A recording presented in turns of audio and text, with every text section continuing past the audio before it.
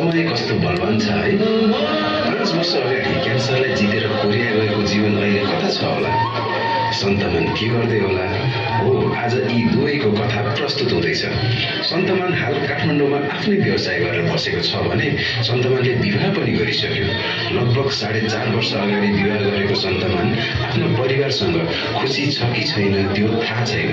अब जीवन पनि कोरियाबाट नेपाल फर्कदैछ। हेरौँ कसरी अगाडि बढ्छ जीवन र सन्तमानको जिन्दगीको कथा।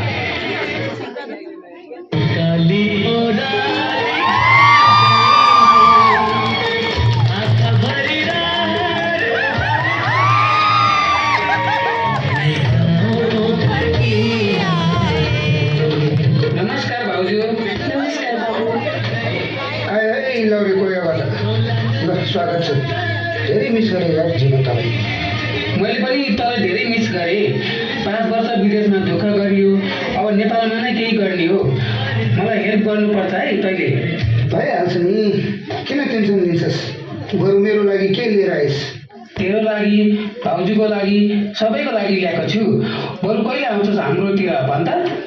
तेरोमा होइन, पर्सि हाम्रोमा पार्टी छ। तपाईँ हाम्रोमा हुन्, सबैजना हुन्छन्।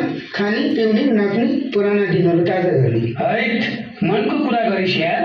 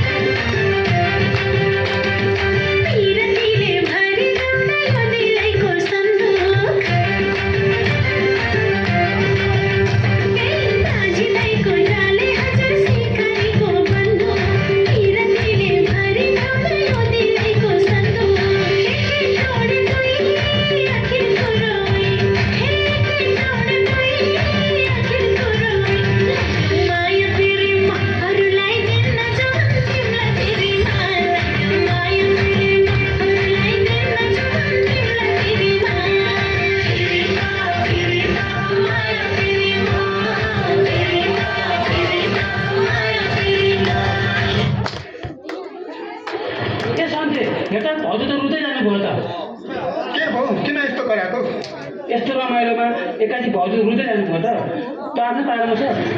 अनि को हो त्यो तपाईँले मस्की नाच्ने केटी चाहिँ? खासमा कुरा के हो ल्याउनु भन्न त। त्यसो भए ल सुन, हेर हाम्रो विवाह भएको 4 वर्षभन्दा धेरै भइसक्यो। अहिलेसम्म हाम्रो बच्चा भएको छैन। घरबाट आमा बाबाले पनि नाता नातिनी चाहियो भन्नुहुन्छ। अनि त्यो केटीसँग फेरि बिहे गर्न लाग्यो? यार, घरबाट फोर्स गर्नु भएको भएछ। होइन, पागल भएपछि के हो त? दिमाग त ठिक छ होइन? किन चिच्चाएको तपाईँहरू? भाउजूले मलाई सबै भन्नुभयो। सन्तमान दाइ, तपाईँ जस्तो यस्तो पढे लेखेको बुझ्ने मान्छेले यसो कुरा गर्दा त सुहाएन नि। त्यही त, कस्तो रहेछ? हेर्नुहोस् दाइ, भाउजूले भनेअनुसार भाउजूको केही गल्ती छैन। हुन त तपाईँहरूले चेक पनि गराइसक्नु भएको रहेछ। तर पनि एकचोटि मेरो साथी नेपाल क्यान्सर हस्पिटलमा स्त्री रोग विशेषज्ञ छ, उसलाई एकचोटि भेट्न जाउँ। कतै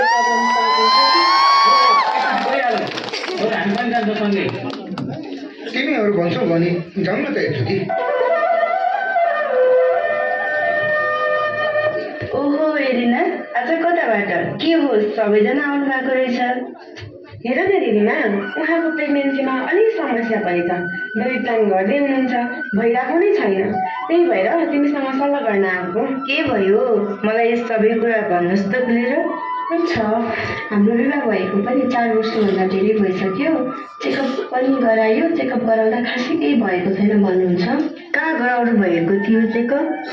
त्यही हाम्रो घर नजिकै एउटा मेडिकलमा। अनि बेला बेलामा पेट पनि दुख्छ, दुखाइ कम गर्ने औषधि पनि खान्छु। त्यसो भए एकपटक अल्ट्रासाउन्ड गराएर हेरौँ न त। हस्, हुन्छ।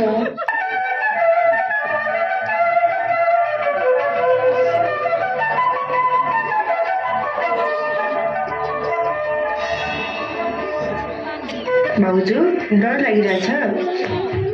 खै कस्तो कस्तो लागिरहेछ। भाउजू, ल मलाई आफ्नै साथी जस्तो सोचेर सबै भन्नुहोस् त, के हुन्छ तपाईँलाई?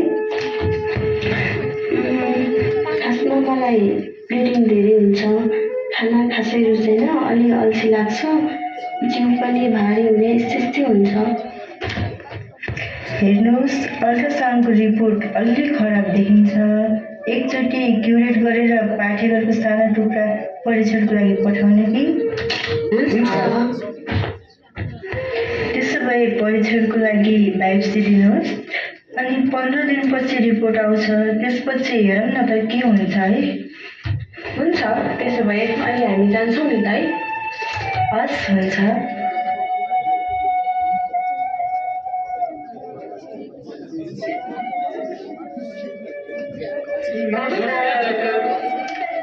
नमस्कार, आरामै हुनुहुन्छ सबैजना? अनि भाउजू कस्तो छ तपाईँलाई? त्यस्तै छु डाक्टर। तपाईँको बायोप्सी रिपोर्ट आयो। रिपोर्ट अनुसार पाठेघरमा क्यान्सर देखिएछ।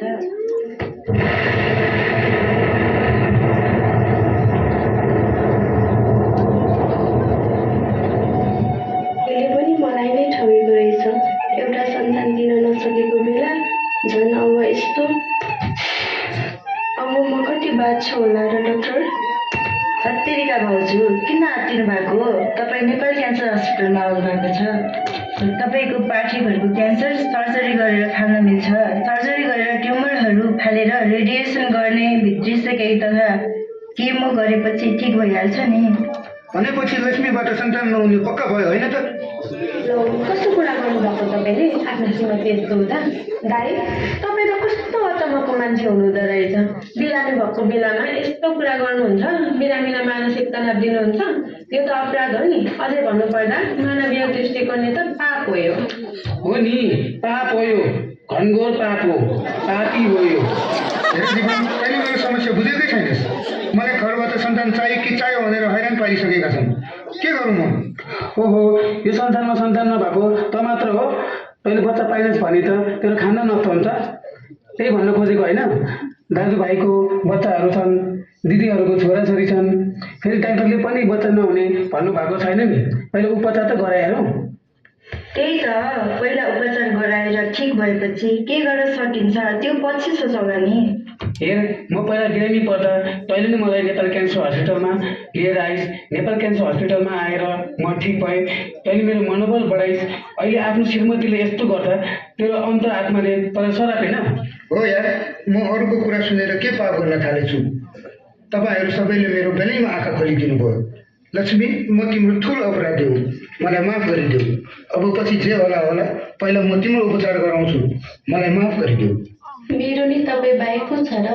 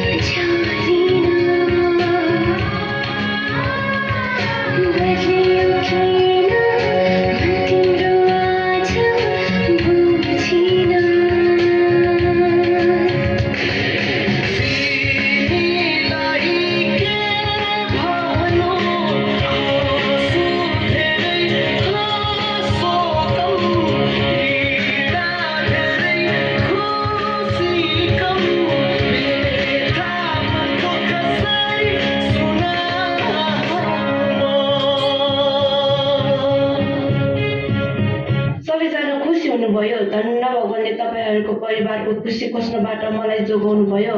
म पनि खासमा तपाईँहरूको वैवाहिक जीवन खुसी देख्न चाहन्छु। आवेगमा मैले ठुलो गल्ती गरेँ। मलाई यो समस्यामा हेल्प गरेका सबै साथीहरूलाई मनबाट धन्यवाद। साथै नेपाल क्यान्सर हस्पिटललाई पनि मुरी धन्यवाद।